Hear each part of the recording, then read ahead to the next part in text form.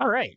Hi, everybody. Welcome back to another episode of Excess Succeed. I'm back again with Bana for, I think, the third time. Uh, Yes, this will be the third time. yeah, welcome back, Bana. Thank you again for not learning your lesson the first two times and coming back on the show. Really, really appreciate it, as always. Today, Bana is kind enough to tell me about Jin. He of the Blue Shoto of Blazblue. Very, very excited to learn all about Jin. One of the characters that I've been most interested in learning. So no pressure or anything. Um, so as always, we've got a little bit of a disclaimer at the beginning of the show to start things off. Number one, we're going to be playing to win. We're going to be talking about playing to win. There's other ways to play. If you want to play a different way, that is and if that's more fun to you, please play that way. You'll play longer. You'll have more fun doing it. You'll get better overall in the long term. Number two, when we're talking about playing to win, we're going to be talking about it from Bana's informed perspective, and that is only one perspective. Exceed's not a solved game. If there's any lines that you think we've underrepresented, or you think that there's parts of the kid that we're just flat out wrong about, this is one perspective among many, and we'd love to hear yours. So please tell us about all the reasons why Jin should be played in a way exactly antithetical to what Bana is going to teach me to play. So with all that out of the way, Bana, tell me how to play Jin. I'm very excited to learn. Uh, all right. So, last time I covered the Red Shoto, who was very balanced. He can do a little bit of everything. Jin's a little more focused. He's Okay. gonna be playing a bit more rush down, I guess. So if you like striking a lot, this guy's your guy. Um, let's take a look at his UA. I guess it'll put it into perspective. Sure. Yeah, we look at this UA and yeah, he I don't know why they forgot, but his UA literally reads critical after your attack gains draw 2. Yeah, pretty much. Yeah, yeah. That's basically his ability. So like draw 2 like during a strike is pretty good. Like after means like you got to be careful, you don't want to get stunned Right. But I don't need to during the hit. strike, otherwise, yeah. Okay. I'm sorry. Yeah, you don't need to hit. So like, barring getting stunned, like you can just whiff a move, and you'll be fine. You can still draw your card. So like, this is tends to be very good with fast moves that when you can guarantee going first, or slow guardy moves when your opponent doesn't have a command grab on deck, or like just if even like just throw using this ability when you're like outside of range is like feasible. I'm not going to recommend it, Right. but if you want to do that, you can totally use that as a method of getting cards back. Right. And Because you're gaining cards back during the strike, it means that well, let's actually rewind a little bit and talk about just rushdown in general. Most rushdown characters, if you're playing cards from hand because you don't draw after a strike, you're going to eventually run out of cards. So you'll eventually have to rely on your wild swing, or you'll have to take turns off to get cards back. Jin, on the other hand, with this ability, it means you're going to be up a card like at right. the end of the strike. Right. So you can keep going with your offense if your opponent is going to be cooperative here. So And also your opponent is going to be down a card because yeah. they needed to put a card towards this strike as well. So you're getting Mhm. resources and maintaining a resource advantage over them, right? Yeah, that is the idea there. The opponent can mitigate that a little bit with wild swinging, but in Right. that case, the strike should favor you. So Right, right, right. Okay. So in exchange for that economic advantage, and it sounds like from what you're describing as a rushdown character, the idea behind this is just to maintain his engine so he can keep striking into later turns. In exchange for that, he's spending a gauge, right? mhm. And that means that, you need gauge to use it, but it also means that every time you do it, you are at best going gauge neutral. So Correct. Yeah. you're not making progress toward your exceed ability. You're not making progress toward your ultra, toward your or toward either of your ultras. So, and in terms of how to value this stuff, I think it probably makes sense to talk about the other parts of his kit Hmm. first. But like in general, how often or when should I be using this ability? Because unlike Ragna, who we talked about last time, whose ability is kind of always on and it's always a benefit to him, this one has a cost associated with it. Hmm. So when am I? How often or when should I be looking to use this? All right. So that question is doesn't have a straightforward answer, I would say. It does become a lot easier once you've played Jin a few times.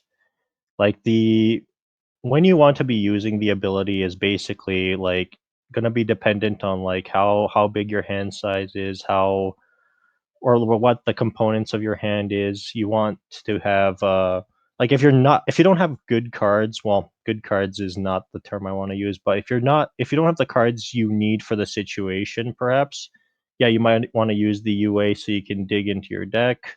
If you don't want to use it too often when you're like at high hand size, like there will be times you um when you're like high on hand because you've been using the ability, and then you got to take a turn off to boost because your opponent boosted or something, and then you got to discard to hand size, and you haven't leveraged your hand situation. Right. So like, when you're around, you can still use it around 5 cards because then you end up at, well, 5 or 6, I guess, because then you right or end up right back at your perfect 7, Mm, you're still fine there, but, like, once you're reaching, like, numbers above that, then you don't really need to be using the UA. okay. Um, and like I said, it kinda depends on your hand, like, if you have everything you need, you might wanna start, taking your foot off the pedal and start trying to accumulate gauge for some of your other tools, 'cause, like, you're gauge neutral, so it becomes a little harder to get to your ultras or exceed Or mode if you're exceed, all sure. you're doing is spending gauge for UA, and ideally you do want to use at least one of those tools over the course of the match here. So, Okay, and yeah, we can talk more about his economy as we get into those mhm, options. But mhm. it sounds like if I have the next couple turns planned out and everything, and my hand has everything that I need to execute on those turns, maybe it's time to build Gauge instead. Yeah. Okay, sounds good. So, but he doesn't have any kind of when he has a card advantage over his opponent, it's a card advantage. He doesn't have like a Eugenia thing or something where the amount of cards in his hand versus his opponent's hand actually gives him some kind of tangible benefit besides just Well, material. he has one card that does do that. I mean, I guess we'll go over it real quick now. I mean, so Okay, okay, permafrost here, it does care about like your hand size over the opponent's hand size. So you do want to keep that in mind. A good opponent will try to play around this around via hand permafrost. size there. Okay, okay, Yeah, okay, that makes sense. but mhm. But so Anyway, in terms of how it enables his play style, it's just it's he's a yeah, rushdown character, and it's going to allow him to fuel his striking longer than other rushdown characters probably could. Consistently yeah, over multiple turns, rather than Ragna had his big five like draw five boost. Jin's is kind of parceled out a little bit more consistently than that. mhm, Okay, yeah. I will say one other caveat is you're gonna see a lot of like resources, or not a lot of resources, but a lot of his boosts will have things like now strike on them. okay, So like the ideal Jin strike will be backed up with one of these boosts. They tend to be kind of expensive to play, so you will actually like net cards after like UA if you do this. So part of Jin is, if you're not boosting and striking at the same time, like, yeah, you're gonna be above on cards. But a lot of Jin will will eventually like switch gears and turn into like using UA so that he can churn through the deck and or subsidize some of his more expensive strikes. Okay.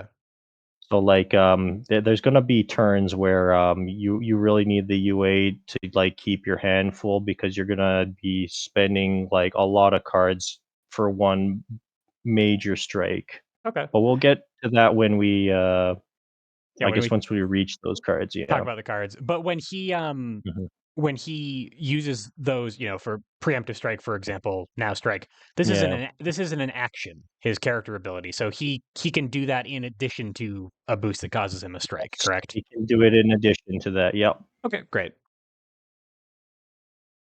All Awesome. right. That'll make sense. Yeah.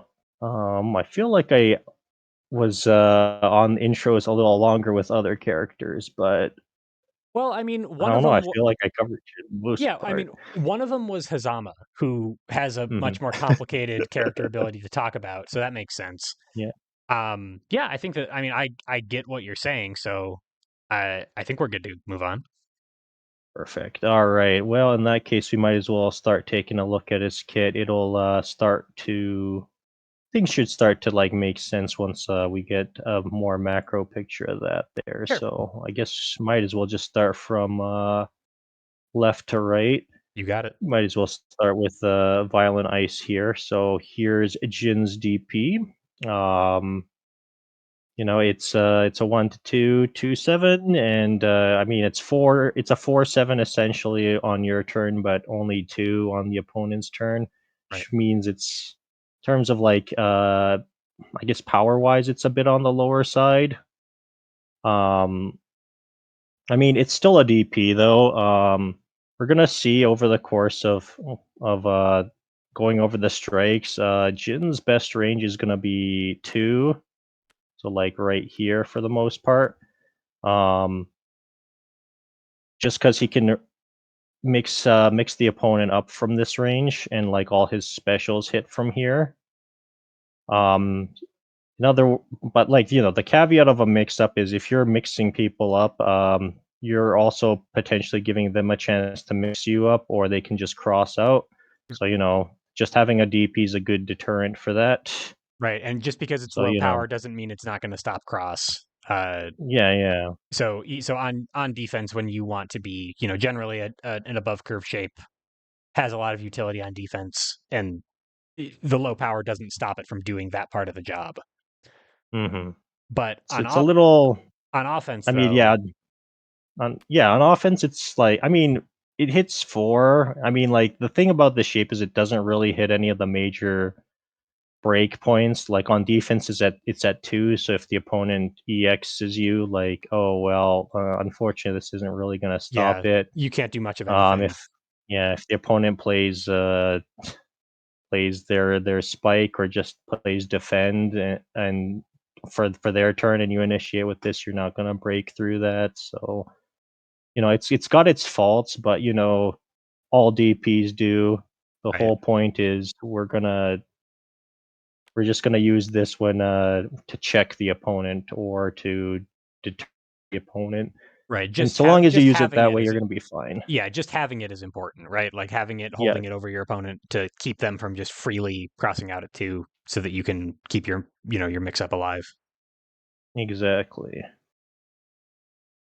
Exactly. So, he's got his DP.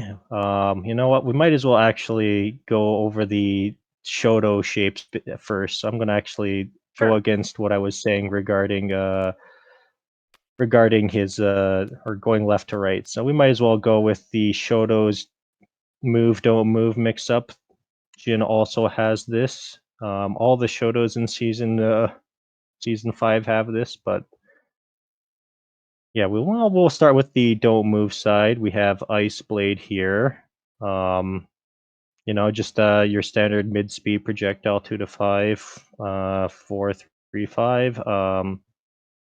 You it's pretty decent. You can throw this out, and the opponent has to guess whether they want to close in and avoid this, or if you're jumping in at them. with Pretty dive sure or I covered. with this. Yeah, Yep. yeah. You know, like this becomes a threat because you also have Crystal Strike in your deck as well. Here, Right. your Right. above curve dive. Um, yeah, Ice Blade. Yeah. You know, you usually don't end up closing this, but you know, sometimes the opponent makes the wrong call Right. or just wild swings They or just play blocks or something, and they play a you can focus or just something like that. yeah, and you can at least close the distance a little bit there. Right. So It's interesting yeah, that even the don't move side of the no of the move don't move mix up for Jin has optional movement on it. yeah. Yeah, it has optional movement. I mean, that seems to just be a common thing for season 5. We'll see similar text to this in a later character as well. Okay. And But to go back to the character ability really quick, I'm assuming that independent of the considerations of like how badly do I need gauge right now, like pretending that all things are kind of equal, and we're just mhm. talking about what cards would be good to use with his ability for hit consistency. I assume that Violent Ice, because it's a DP, you're extremely likely to hit with this. Mhm. For Ice Blade, is it more of a risk to use with his character ability because it is a mid speed special and its range band is good but not it can't cover an assault, for example.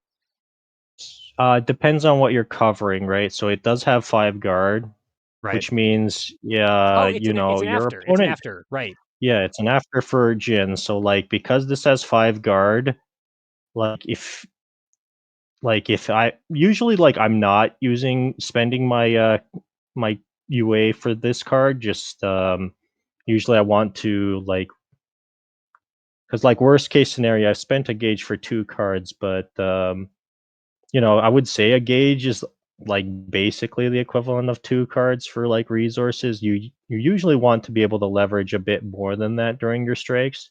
Right. But if what you really need is cards, like Ice Blade's kind of hard to stun, so you can totally just throw this out and use your UA just for some card filtering. Obviously, it's going to be dependent on like what range you're at, what the opponent has in their kit. Like you know, Right. if you're standing at spike range and the opponent's initiating, yeah, Initiating. don't do it. Exactly. Yeah. Maybe don't do it then. Okay. That makes sense. Yeah, but like, you know, if you want to make a hard read and use this as a cross counter, which you can do by the way, and Yep. you're like at range 1 or whatever, and you also want cards, like sure, like it's feasible. Okay. And you also get the draw one from the pit effect. So that could be actually a pretty Mhm. significant resource swing. Yeah, Okay. certainly can be, but like I said, usually I'm not spending my UA when I'm using this card. Usually this card gets me my first gauge so I can use my UA, but That makes sense. Sure, because you're starting the game off with it. yeah. But like I said, you know, 5 guard, at least it's pretty tanky, so, Yep. like, barring any, like, ignore guard shenanigans or, like, a super powered projectile, like, you're usually not gonna get stunned out of this, so Okay. Cool. yeah, and then we move on to Crystal Strike, which, you know, like we said, it helps, you use your Ice Blades, a 5-speed dive, essentially. Yep. So, you know, if people have to think twice before they dive Jin, because they could just get crystal striked. Yep. Um, you know, this is it's above curve, so you can always just use it as a way to check people as well. Fast dives are a lot more common in Exceed, I would say. So it's like not the easiest to check people with this. This is more just a way to like reliably get in. It does have the hit push one, which is a little bit awkward. Like there have been many a time when my opponent wild swung into a spike, A and spike. I went, Sure. "Oh well, I've pushed you into your range, and now I'm taking 5 back." But Right. that is the risk of. You didn't do enough Sorry, go ahead. damage. No, nothing. I was just Hmm. yeah. Okay. So it Yeah, kind of but I mean, kind of sounds like Crystal Strike is like the range 4 version of Violent Ice. right? Like they're both Yeah, above yeah. I mean, curve. They're both like quite low power, and they both set range or like this Crystal Strike sets range two. This is used at range mhm, two, so it seems like there's some commonalities there. And if you like range yeah, two, it seems like this is also an upside for that. yeah, yeah.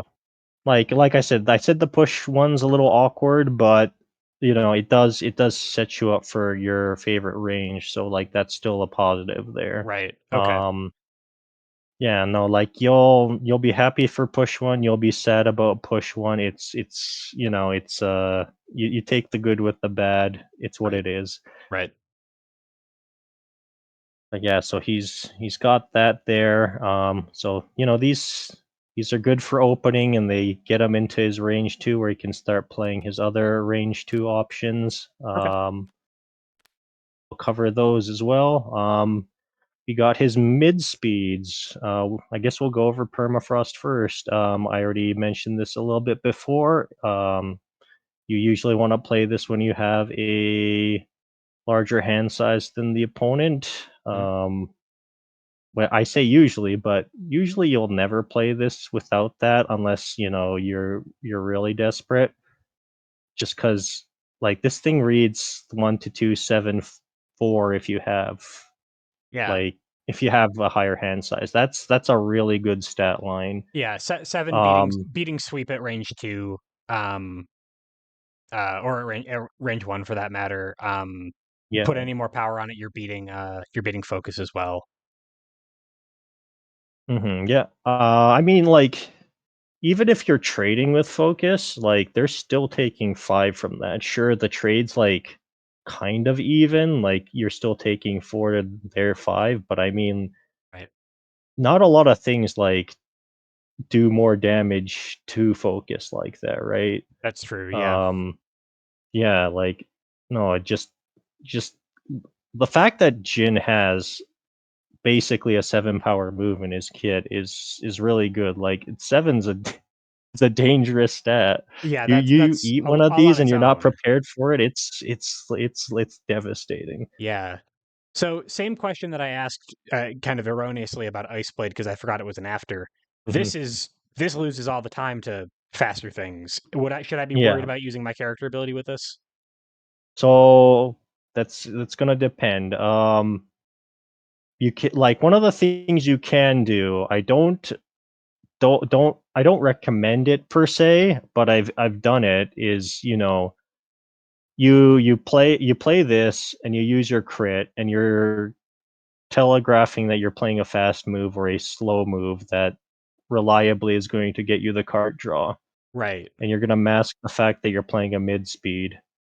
You Okay. can do stuff like that. Just like season anything in season 3 where you're like, "Oh, let me crit to bluff an option." You can kind of Right. do the same with Jin. Okay. And It's kind of like I said, I don't exactly recommend it because, there's the time when your opponent wild swings or something, and then they accidentally beat this, and now you're down a gauge, right. and that's like really tough.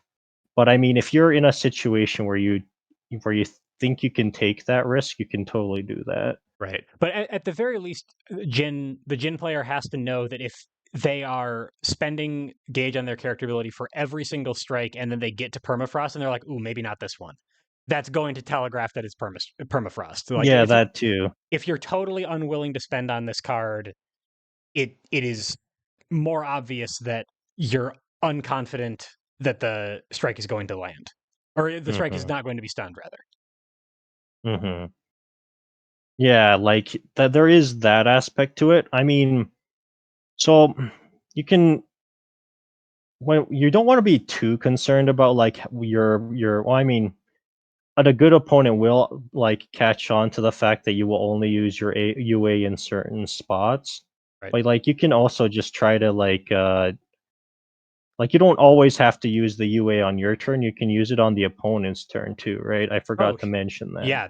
Wow. That's Because actually really good it to is know. just it is straight up crit It's a from crit. Street Fighter, so you can use it from the opponent's turn. Like using it on the opponent's turn, like might act like now that I we meant I should have meant like using it on the opponent's turn is probably like better if you can guarantee like a situation where you're not going to get stunned, like you're playing your sweep at range one.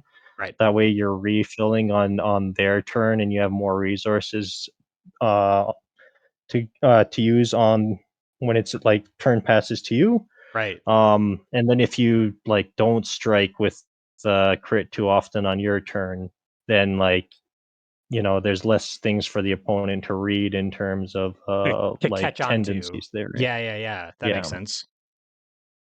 Yeah, but I mean, like, but certain attacks, you're still better off like trying to use your crit on your like. I guess we'll move on to like permafrost is a good example. Um, just because like here we are, we have the strike with a bunch of threes on it. Yeah. I'm so Yeah, mad that threes. it doesn't have range 1 to 3. Well, that would be probably a little too good. Ah, man. Okay. It's too bad, it bothers your I guess your aesthetic sense, but Right. Or my obsessive yeah, compulsive disorder, one of the two. yeah, but I mean, if it was 1 to 3, 3, 3, 3, 3, like holy moly, like Yeah. but yeah, like this one, 3 speed means you probably want to use your UA and initiate with this unless you're like at range 1 or something, just because you don't want to risk getting spiked if you're Right. playing this. Yeah, be careful on defense Um, with it. yeah, but yeah, no, this mid speed's more like it's not a power mid speed like the last one we talked about. This one's a position. Uh, it's the kick shape for exceed. It's a Yep. little weird, but it is a kick shape. You want to play it here and then push them out so that you beat sweep. That's basically the use case for this. I mean, you can also just generally use it as mitigation with that 3 armor it has there. Sure. Yeah. That's Like, it's a fairly high delta card. hmm yeah, like I mean, so like it is a little bit awkward. Like, if you use it at range one, which I have to end up using more often than I would like. Right. Um, but like usually, your opponents know, hey, you're Jin, you like this spot, so I'm gonna like fight or like move in and try and fight from here. Right. So you gotta like use moves like this to try and get them out. It does all lose to grasp at that range, but you took no damage from that, so it's not the end of the world. Right. So, So um, he has two mid speeds that both, when played, in their ideal situation, beat sweep, which is awesome. Um, yeah. a lot of times when characters have that, they have one mid speed that beats sweep and one mid speed that beats focus. And I'm noticing that he doesn't have a focus answer. Is that kind of a weak spot for Jin? No, we'll cover that in a bit because it's on his boost kit. Okay, cool, He has a way to beat focus on the boost kit. So, gotcha. Okay, so this is safety mid speed, easier to play, probably easier to set down than hmm permafrost. How yeah, much it's. should I care about the advantage that I'm gaining? Like, would I be willing to play this uh here in complete I mean, mid yeah, you board? should be willing to play this here. Yeah. Okay, The advantage is a nice bonus. Like you're very happy if you can get it to work like at this range or even like something like this. You still like trade with sweep if you do that, but right, at least you get advantage. But like, a life my every time I like to just talk about, cases where the opponent is being uncooperative. mhm, Um, just like I was saying with other cards here, just your opponent just usually doesn't want to be cooperative, so sometimes you got to do what you got to do. Just treat the advantage as like if it happens, it happens. It's great, right, but like don't try to rely on it because, like I said, opponents are gonna be uncooperative. If you're like at this sort of board state, yeah, the opponent's gonna start to be worried. Like, oh, are they gonna dual ice strike me, gain advantage, and then make my life a little harder on the right. subsequent turn, right? So. it's like there's like a cascading stream of not that bad worst case scenarios. It's like all right, so this is the best case scenario to use this special. I push them into the corner, I dodge the sweep if they play it, I get advantage. That's all awesome. Mhm. But now they're not in the corner anymore. Well, I still dodge sweep. That's pretty good. Yeah, yeah. All right, well now I won't dodge sweep anymore. Well, I got 3 armor. That's still pretty good. Like Yeah, yeah, you're still playing even with sweep. yeah, If you used your UA, then you're not like hurting from the random discard as much. right. So even in a not, incredibly bad, or rather in a not ideal situation for Dual Eye Strike, it's not a terrible card. Yeah, Okay, good to it's know. it's a solid card. You know what? When you have 3 armor, like unconditionally, like it tends to be pretty good. Right. Okay, that makes sense. So see, very straightforward, simple special kit. Like no Hmm. frills, low damage DP, uh, slowish mid speed projectile, fast dive, uh, guard crush or high damage mid speed, safe, multi-purpose but not like overwhelmingly powerful card. Like these Hmm. are uh not doesn't seem like there's a ton of standouts except maybe permafrost's damage, but it seems like he just has like a pretty good toolkit. Yeah, yeah. Okay. It's I would say it's a pretty standard kind of toolkit. Yeah, he's got the Shoto like trio of cards, and then he's got just 2 solid other cards to add or enhance that. So Okay. all right, might as well talk about ultras before you move on to boosts here. Sure. We'll talk about the not so good one, and then we'll talk about the good one here. So we have Ice Fang. This card's like okay. Um, it's there's a lot of things going against this card, unfortunately. Like it's 4 to 7, so it when Jin's in his favored position, this card doesn't really do a whole lot. Um, Once you're like further out, it gets a lot better. Like you usually will trade favorably against other project and you close in. But really you need 2 gauge for that, which is probably like a fair price to pay for an effect like this. It's more or less Jin's not really. He'd rather use that 2 gauge elsewhere. He has better things to spend that gauge on, and like he has things like Crystal Strike here Move him that in. also just move him in. So Okay. he's not really like hurting for an effect like this.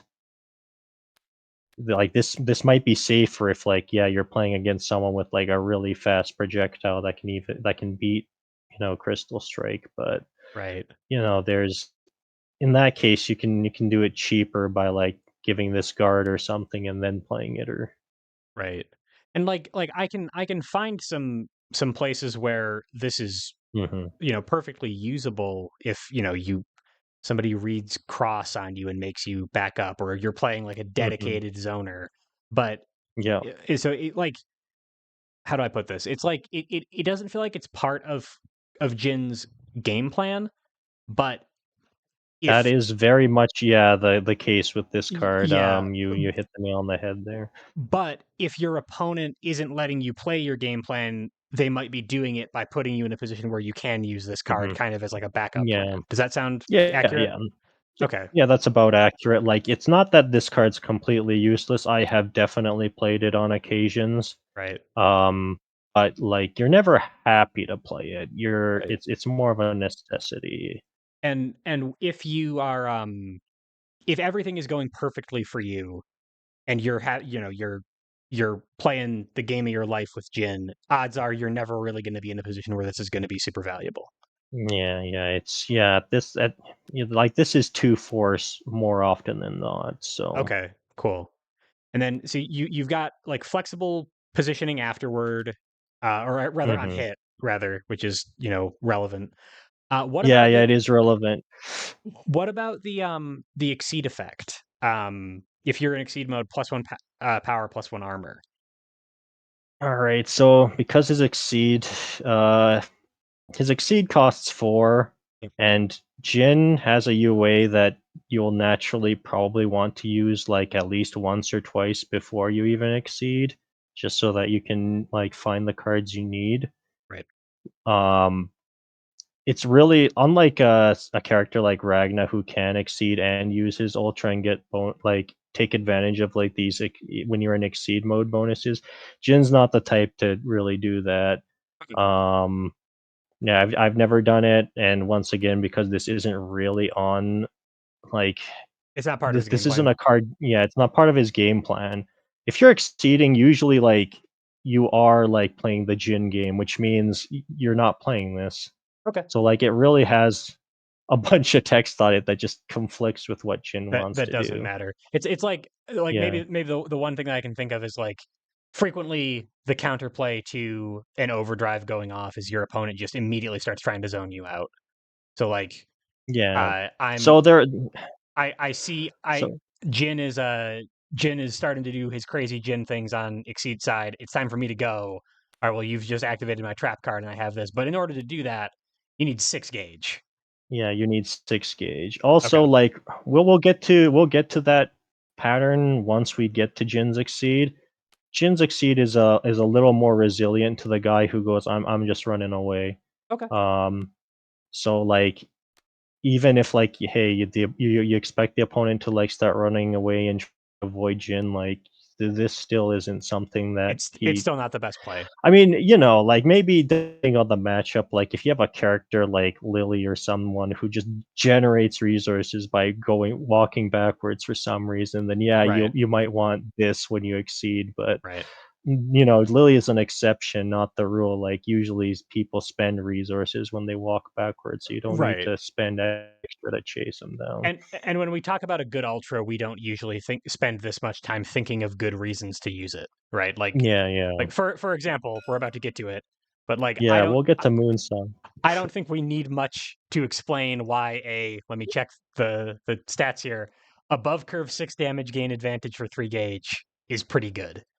Yeah, no. What was it? If you ever talk to Poulter about this card, he would always say, "Why does this card cost 3 gauge? This is like a 4 gauge ultra." Yeah, this is a good card. And he's yeah, no, this is pretty crazy. So like, you can use it defensively. Obviously, if you use it offensively, you get the most value out of it. For the advantage. Um, yeah, with the advantage.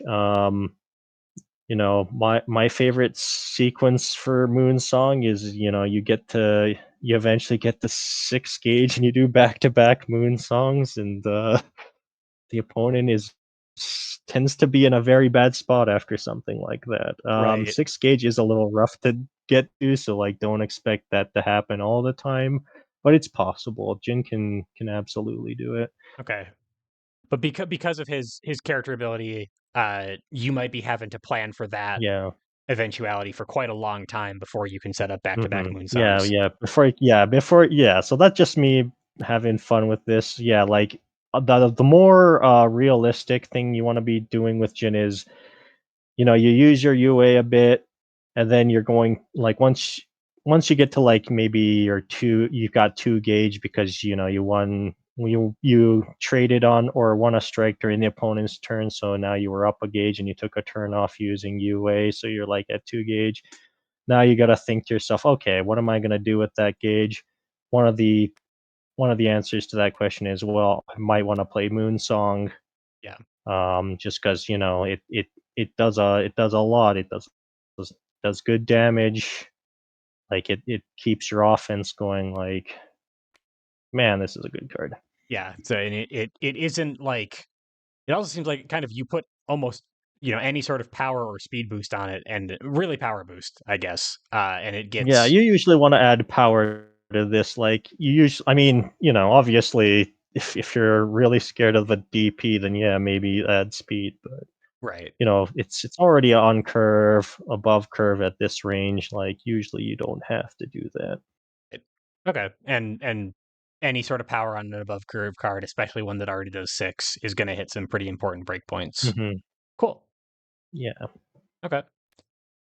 All right, and I guess we'll finish things off with Jin's Astral. Yeah, this is a weird one. Yeah, Okay, so this is 1 to 8, uh, 8 damage. I already like that part. 0 yeah, it's speed. full screen. X is and its guard is the number of cards in your hand, and on hit, the opponent must discard their hand. Wow. Yeah, no, this is a very good Astral. So like, yeah, this Astral's like game winning if you hit with it, which hitting with this is like pretty trivial. Just because it is full screen. Yeah. And when you're, like, using this Astral, like, usually you'll have, like, enough cards in hand that you can tank anything. So, like, if you have 4 gauge and, like, you can play this, yeah, it usually just threatens to end the game immediately. Right. Just because of the Yeah, the discard effect is so strong. yeah, it's so strong. So, like, the things holding this back are not the card itself, it's the fact that Jin has, a UA that says spend gauge. He's got a good ultra that he wants to or like that's more readily available to him, so he might be using that. Right. Um, he's got an exceed mode that's pretty good. So that's what's holding this back. Like you might get to it and you just don't have gauge for it. Right. That said, if you are at a point where you haven't been using these for whatever reason, because as I said with Jin, like I think the common theme here is you use your UA, but you want to slowly build up to some sort of payoff. Right. Paying off with this is also a viable strategy, not something like you want to hard go for. But if you see you're like at 3 gauge, maybe even 4 gauge at that point, and you're like nearing the end of your deck, yeah, you can just reshuffle for this and tell the opponent parry this now or you lose. Or you probably just lose the game, right? And Yeah, yeah. in terms of the benchmarks that you're trying to beat, like in order to have this card be as safe as I want it to be, it's going to depend on my opponent's threats, obviously. And at range 2 or 3, maybe Mhm, it's never safe because of spike. But I'm looking for enough guard to get through. mhm, Like I mean, sweep is at least in melee ranges is requires basically a full hand. mhm. With Jin's ability, that doesn't seem that hard to maintain. But am I playing this at range 4 with 4 cards in hand sometimes, or is it just kind of like I'll take what I can get? Um, you'll well, like for an Astral that's 4 gauge, you will want to absolutely ensure it. So like, if the dives are down, sure, like play this at 4 guard at range 4. Like, what's the opponent gonna do about it? Right, But if like dives up, no, don't risk that. right, okay, Don't risk it. Yeah, like you can turn a game winning situation into a game losing right, situation if you definitely, decide to gamble this. yeah. So. And the tension here is that all right, I've got it in my hand now, um, but I don't have enough cards in my hand in order to guarantee it. So I need to spend a turn prepping or using my character ability or something. That gives my opponent more turns to draw into the parry that's going to get rid of this card. Mhm. Should I be trying to get enough cards in hand to guarantee this before I reshuffle so that I draw it into a mostly full hand? So as I said, you usually this is something you go for when you like see that like you can. It's not something you want to You're not like pushing super hard go. for it. You don't want to go into Right. like the matchup going, yeah, this is an Astral game. Right. Um, so usually you're not making the decision of, oh, let me like set this up beforehand. Let's draw a bunch of cards and then I'll reshuffle. Right. Usually it's more like, oh, well, we're in a situation where like I kind of want to reshuffle or something like that, and I'm like getting close, or I have the gauge for this. We might as well just like get Right. this in a hand and Or like even if say we're in a weird board state. We're out here for some yeah. reason because of Yeah, if you're shenanigans that out have here, like happened. yeah, like yeah, if you're out here, it becomes even easier to use, like, if your opponent doesn't have a good projectile Right. then you can be at low hand size and still play this. Right. Okay. But yeah, like another thing you can do is just even if this isn't like in an ideal hand size situation, you can still have this and just threaten it. Mhm. And then, like you can stand, say, I don't know, range 3 and like play a strike and go, all right, you gotta call it. Am I like going balls to the wall with this, or am I Right. like just playing a regular assault or something? Usually it's gonna be the assault because once again, like gambling with this is Yeah, it's a bad idea, but it's like before doing this in tournament, cultivate an image of yourself that you're crazy and you'll do anything. yeah, So your opponent will yeah, respect that option because it is so risky. yeah, yeah. Okay.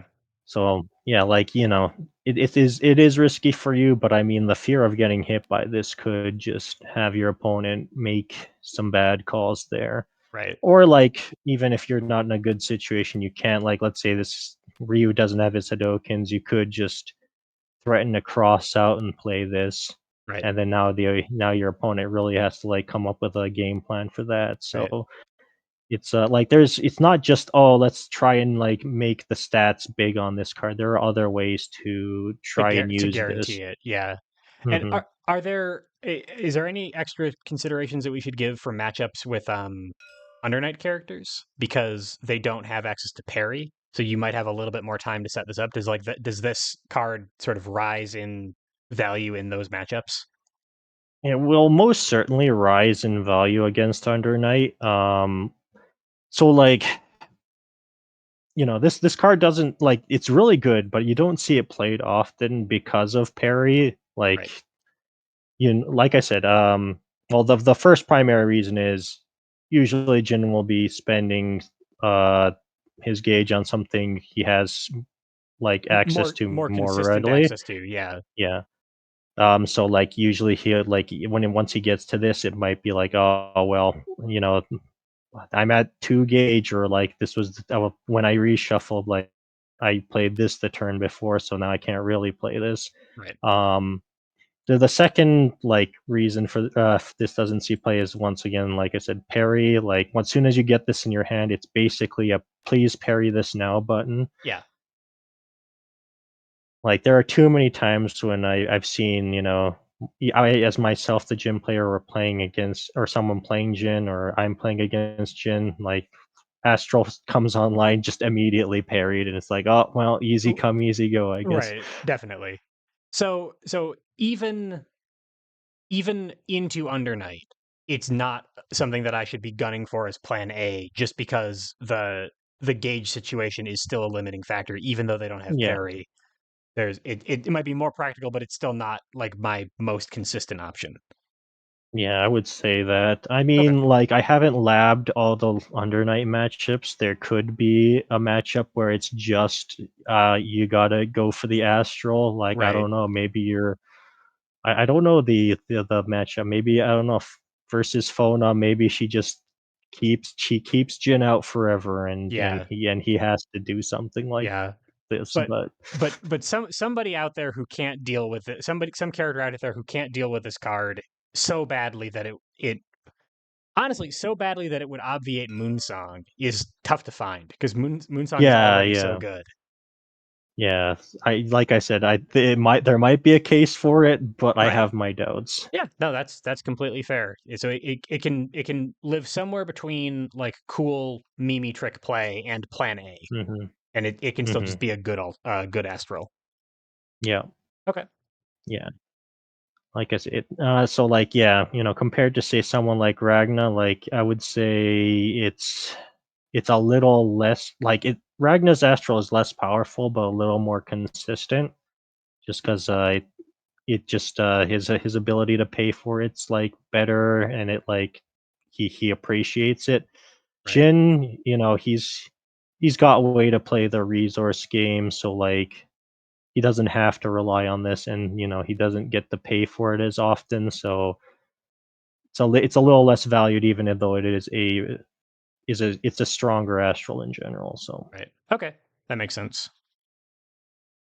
All right. I guess we might as well move on to the boost kit here. Let's do it in a particular order. Think want to save the save that one for last, really, just out of. All right. Well, we might as well just move on with or start with permafrost just because it's up here. I mean, there's no real theme with these ones. They just do sort of random things. Actually, hold on. This can go over here.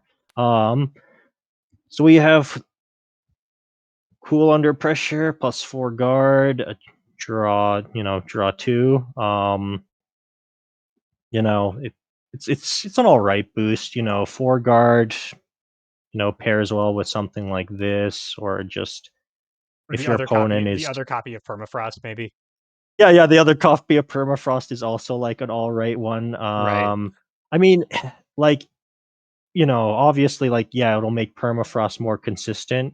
But if we look at the normal dynamic, like, yeah, at range one, well, at range one, It still if loses you're to trying to grasp. beat grasp, this, yeah, it still loses the grasp. So Yeah. you don't like this doesn't help. It's Honestly, you actually, can't beat cross yeah, anytime. So like, who cares? it loses to grasp and cross either way. So maybe it's not a good Yeah, use for it. Okay. yeah. I mean, so like, yeah, like it'll let you tank an accidental assault or something. I mean, some people are, on the level where they understand they need to play assault at range one, and Right. I guess you can mitigate that. But you it's probably just like just to cover one case is probably not worth it. But I mean, once again, there are some characters that have a bunch of 5 speeds that you want to cover. So Sure. what when you were saying, yeah, you might want to pair it with the other permafrost. Yeah, like you can definitely do that. Right. But But otherwise, you're looking for it for Crystal Strike to get safe, consistent, yeah, either move do in. something like that, Maybe or like if maybe your opponent, assault too would probably work. assault, all those sorts of things. Maybe on something like your high guard stuff, just if your opponent played a plus power boost or Yep. something. That makes sense. Like you use it when there's like two use cases for that. For this, you use it when you would use or you would boost defend. So like any case where you have spike and you boost defend, you'd use this, or it does have now draw two on it, Right. so you can use it as a way to refill your hand as well outside of striking. There are going to be times where you want to do that, Right. especially If you're nearing that third gauge, hmm and you need to refill your hand, but you can't afford to use your character ability, uh, uh, the now draw two, and then one more for end of turn as well might be a good way yeah, to do it. exactly. Yeah, Okay. Cool. yeah. So generally okay. I guess we'll go to whoops. We got the boost on Ice Blade Scorn. We've got now push one, draw one, take another action. So they're there. You do this. Um, that's like that's usually the best case for this. Is they're like right here because they're trying to avoid a mix up, and then you go, no, no, no, Right. get back in my favorite range. They're just actively trying to play around your preferred range. Mhm. And presumably then the next action is going to be a strike. Yeah, ideally, that is Right. that is what you wanna do with that. So is this the kind of thing because Jin prefers this range, but he's not unbeatable at this range. So is this the kind of Mhm. thing that you are doing to like end a boost war? Like if you put speed Oh, down and they they come in to try to deny the speed boost, where quote unquote speed doesn't matter at range one or whatever. mhm. And then you say no, and then you do the thing you were going to do anyway. I mean, yeah, you can do that. I mean, once again, we're in the situation where I'm talking about uncooperative opponents.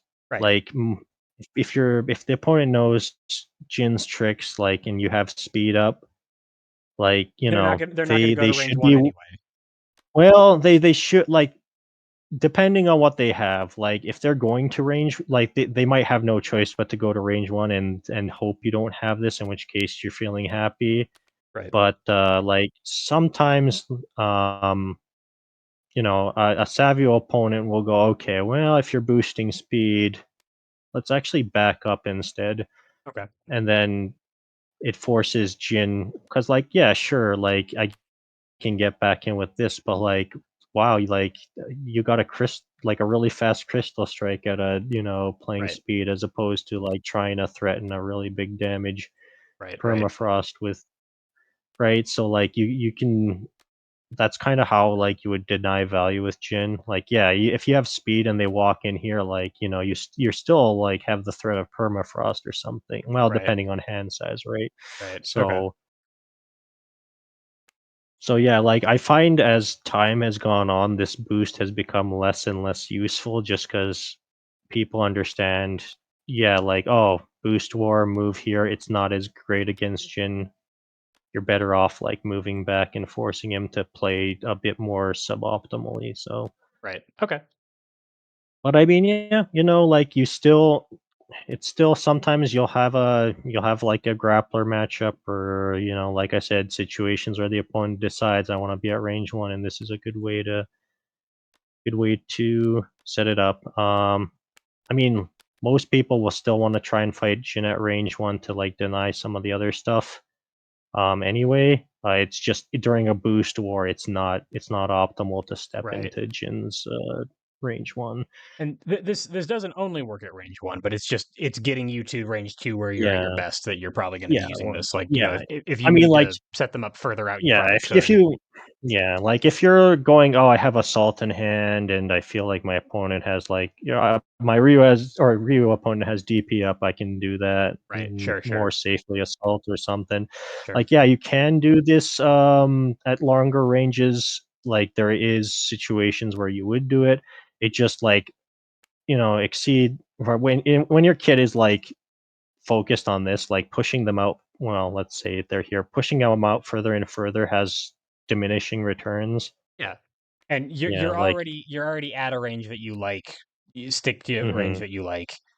Um, how often are you taking another action that isn't a strike? I guess one time would be if you are using a boost that causes a strike, but hmm most of the time, if you are spending this boost, you're going to end the turn striking one way or another. Is that yeah, accurate? that is the ideal case. I mean, there's never like I'm not gonna say there's never a case where you don't strike after this, Right. but it's really like when you're doing a thing where you're like, oh, I'm pushing you out and I'm preparing. It doesn't feel Yeah, good. I mean, they're like, like cool, and they get back in. Right? yeah, Like yeah, stuff like that. if you spent a boost in order to deny them that range, you must be afraid Mhm. of that range, and then you gave them the turn back, so they're like, "Sweet, I'll just sit here again." I mean, yeah. So like that, these are the best cases. I mean, they're like you were saying, like cases where you would like want to do something other than strike. Like if there are cases like okay, you ended up at range 3 for whatever reason. Ryu, let's say, has light up or something. Mhm.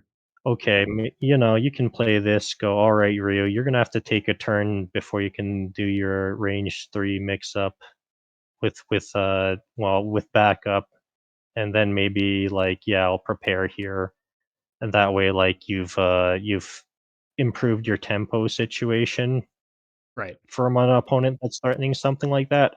I find like those situations don't tend to come up as often, but like that is a situation that does exist and you can try and use this in that manner. But once again, my issue with like pushing people out further away is eventually Jin does want to have to come back in. Mhm. He'd rather like spend his resources on like making his strikes better rather than spending them walking forward.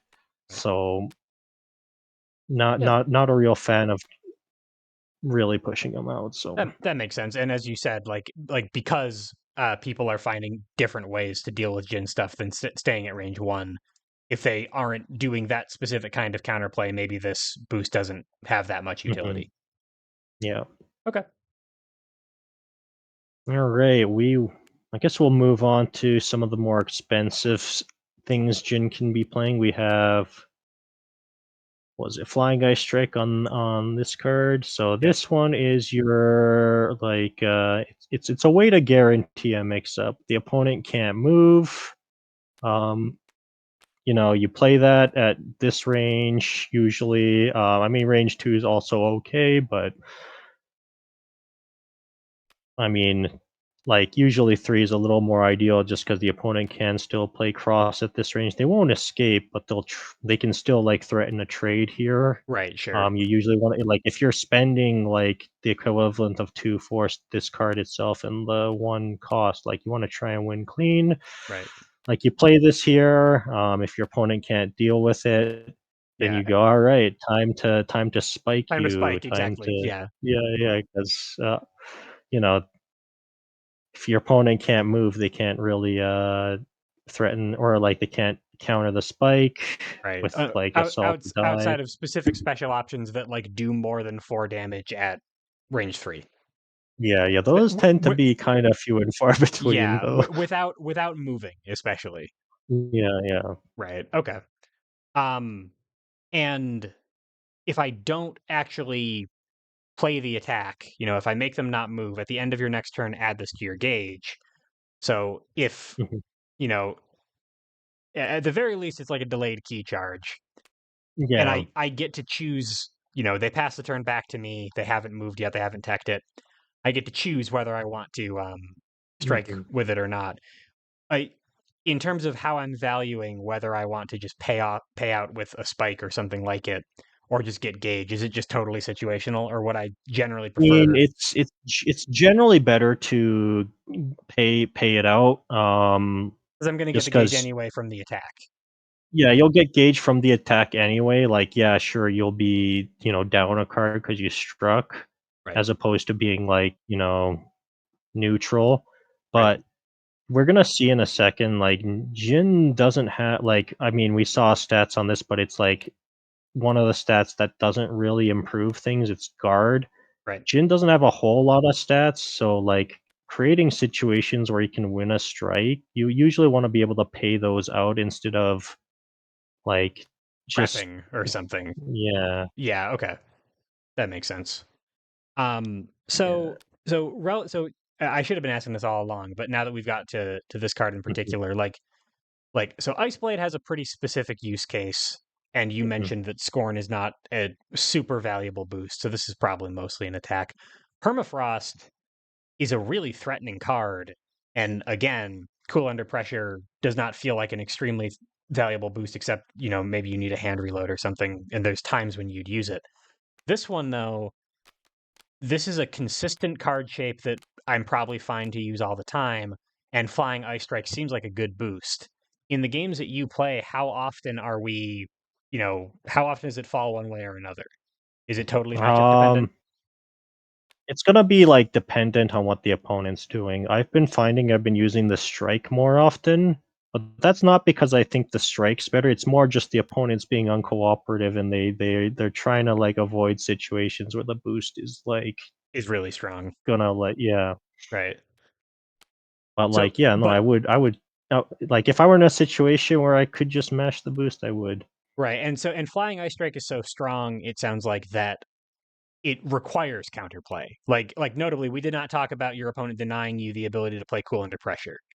Yeah, Like you were talking about, "Oh, we should, play." Yeah, you don't have to deny cool under pressure, yeah, like, you have to deny permafrost. You have to play yeah, around permafrost. You don't really have to deny dual ice yeah, strike because it's not mhm. that threatening. It's just consistent. Flying ice strike, you kind of have to say like, no, I don't want you to play that, and it's that powerful that they are going to do that.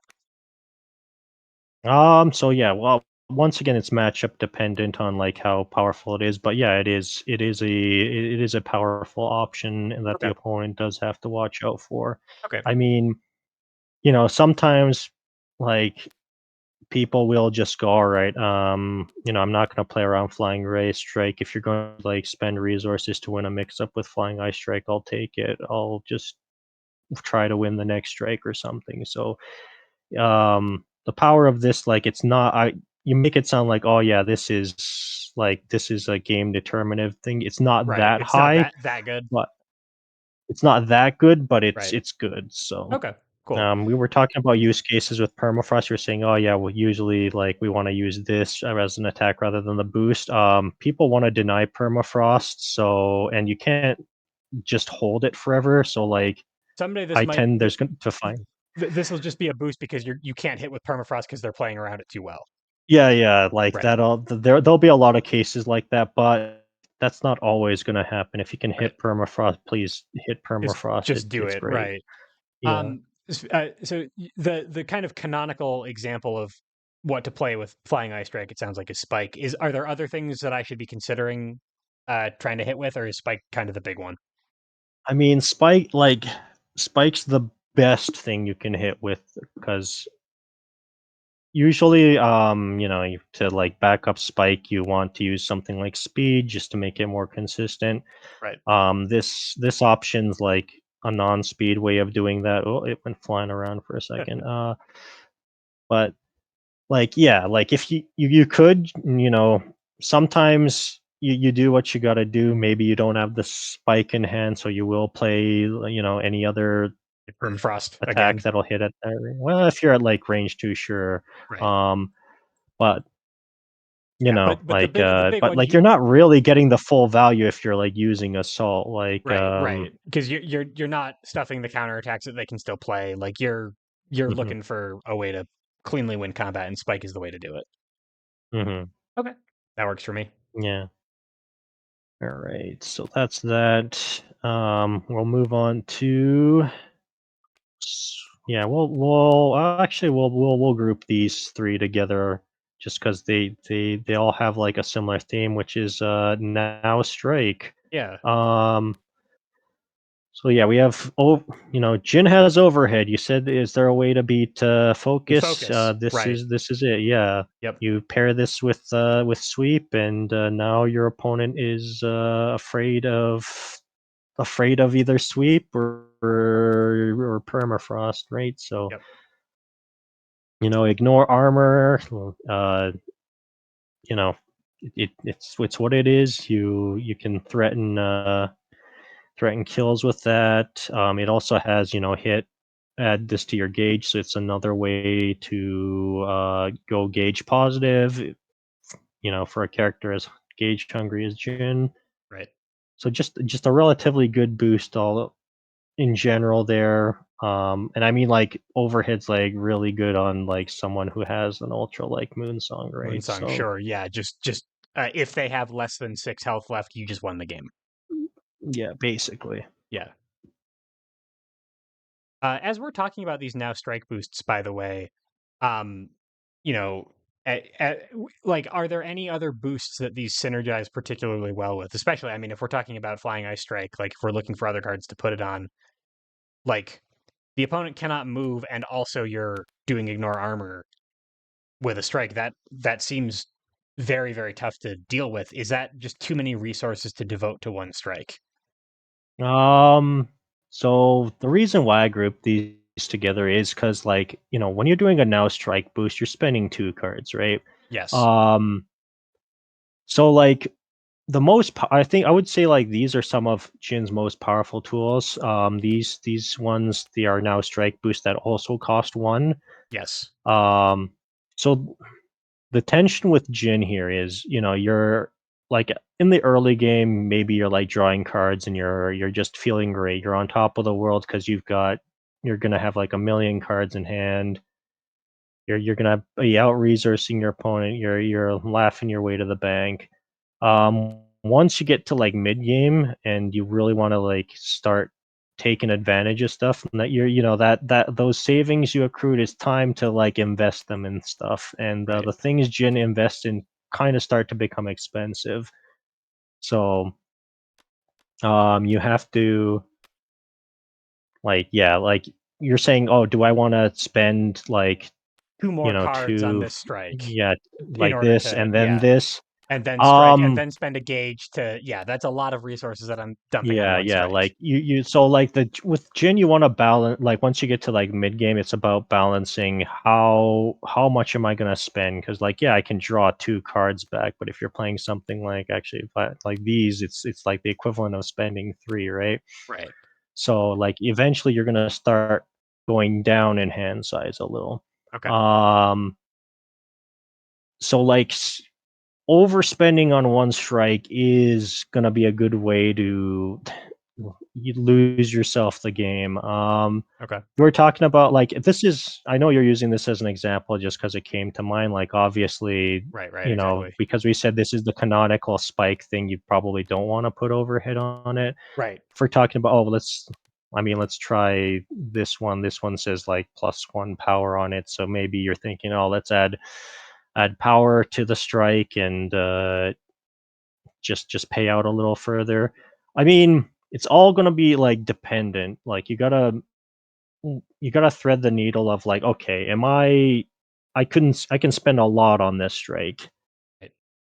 Can I afford to do so? Like can do I have the budget for that? Right. Sometimes the answer is yes. I would say often it's no, or at least my play style isn't like spend everything and then be in a situation that's not great, but I mean, there's gonna be some players that go, "Yeah, no, I'm going to, like, really take or, like, I'm gonna cash this strikeout for all it's worth, and I'll play off the top of my deck for a bit." Like, I think Right. it's I think it's fine, just, it's not You, you my need, ideal and like, situation. you need to know what you're getting into when you do it. Yeah, yeah. So, Yeah, so you don't yeah, in it's all about, like, managing your risk there. If you think you can manage it, then sure, go for it. right. But, yeah, like, it's a risk, right? So, like, I'm not gonna say, "Yeah, mash this option." Every Just time. be Yeah. sure, like, So talking about Jin's economy a little bit, like he's got this gauge tension. He has this mhm, this card tension too, yeah, where he's trying to spend gauge on his character ability and his ultras and his exceed side. mhm. He's trying to maintain a hand size. He's trying to spend cards on important things. Like he has a lot of sources of resources, but he's spending all of them very quickly. It sounds like, Yeah, while yeah. also So Jin, trying to build up. you know yeah, yeah. So, we were talking about Ragnar, like, he had a lot of ways to gain resources. He didn't have a lot he wanted to spend on. He's Right. like he's like the thrifty guy. He saves up his money. Jin's like the guy who, he eventually succumbs to lifestyle creep. He's like, "Oh, look at all this extra income I'm making. It's Right. time to spend it on stuff." So in order to do that safely, in order to keep Jin from being, completely destitute, like I'm probably only going to hit with one ultra in a game, and I want it to be Moonsong. I might be exceeding. We'll get to the exceed side in a second. Mhm. But in terms of card draw, in terms of spending force to do my cool effects, this is expensive, this is very expensive. How many times a game am I playing something as hot, or even flying ice strike? How many times a game am I playing something this costly? I mean, Flying Ice Strike, because it ends your turn, like, you get a card back, so You it's draw a not card as back, bad. right? Right. Like, these ones are definitely the most expensive, and, yeah, it can be a little bit tough, but I mean, it's all going to be dependent on, like, how you think the game's gonna go. Like, there are games where I have not played Moonsong, and it has just been used active every single time. Okay. But like, you can still win those kinds of games just because like, you're engineering, like, strikes, and when you're, like, in a situation where you think, "Oh, yeah, this is a game where, like, I'm not really playing Moonsong, I'm playing, you know, Preemptive. was it Preemptive a bunch?" Yeah. I'm like, you're like, "Well, I'm not using Moonsong," which means, like, gauge is not as high value. I can just, spend it and Right. subsidize like these preemptive strikes. Oh, right. You c so It's if you're not saving up for an ultra or for your exceed mode, you're using this as a force bank to pay for your cool yeah, stuff. yeah, you pay for your cool stuff, yeah, so, like, the whole thing about Jin is, like, yeah, like, you he can do all these cool stuff, it's expensive to do, so you gotta know which or, like, you gotta, like, read the tide of the game and Right. see where you wanna budget your your power, like, are you going to be using Moonsong? Are you gonna be using, Preemptive? I mean, Right. there are gonna S be games where you use both, like maybe one preemptive, one moon song, or maybe like two preemptives and one moon song after like After a reshuffle, after reshuffle. like Right. you have Right. to like dig through for them. It's yeah, it's all about like yeah, you gotta play some fun or you gotta play some budgeting. You gotta like open the spreadsheet and you gotta calculate Right. what your expenses are gonna be. So we talked about these kind of in, together as just, like, expensive things that he can do. We actually didn't, Yeah. even talk about. Didn't actually say the Yeah. effect, yeah, Yeah. it's just one of those things where it was like a theme of like, Totally. okay, well, we were I we just really wanted to cover the idea of like, okay, at some point, you're not gonna just be a happy, "I have all the cards," Jin, you're gonna have to blow it all on something, so Right. Right. but now we can actually talk specifically, yeah, so we've got the Pinpoint Strike on Violent Ice. I really like this boost a lot, um plus one power, advance hit. You may advance, retreat one, gain advantage. That's a lot of text for that boost. Yeah, you're Um, probably gonna be winning the strike for free in a lot of, well, actually, no, you might be winning the strike in a very expensive way for a lot of yeah, these, a lot of yeah, those. yeah. Usually, like you'll play this and you're gonna win the strike. Or at least that's like the idea anyway. Like you Right. pair this with grasp, you can beat sweep. Like sometimes you just don't have grasp and it doesn't really help. Like yeah, you can win with this boost. I said I agreed with you with winning, but like the uncooperative opponents, they're not Yep. gonna just let you play like the most optimal things. I find most of the time I'll play this just for I guess the advantage and reposition. Plenty of times where I had to play this and play something like I don't know, sweep at this range or maybe just like not assault. I usually don't pair it with assault, but something like crystal strike. Right. Um, if you do stuff like that, then suddenly there's counterplay, right? Like sure, plus one power on sweep is a little scary, but they can play like focus and they can still kind of tank it. Or if you're in a situation where you just gotta graft it onto a fast, then yeah, they can just play their slow and tank it. Right. Um, but I mean, like it's still extra power. So Right. you're mitigating any trade cases, And if and you've put also if you've put a fierce down first or something, or you've got another boost down, and this is how you're paying out, it can yeah, you can do snowball that pretty quickly. too. Right. Yeah, you can do that. But I mean, like I said, uncooperative opponents. I just what I find is like, oh, maybe I'm at range one. I'll use this boost. That way, I can set up this with advantage, so I can take advantage of Right. my offensive potential on the next turn. Worst case scenario, you can also go, okay, I spent a bunch of cards to like play this boost, and maybe I actually did win the strike, and now like with advantage, I can prepare and get back the cards I spent. Right. Okay. Um, but yeah, like this has a lot of utility. It's a very good boost. Okay. That makes sense. And in terms of what Hmm. you're putting it on, things that would benefit from the advance or retreat are things like grasp.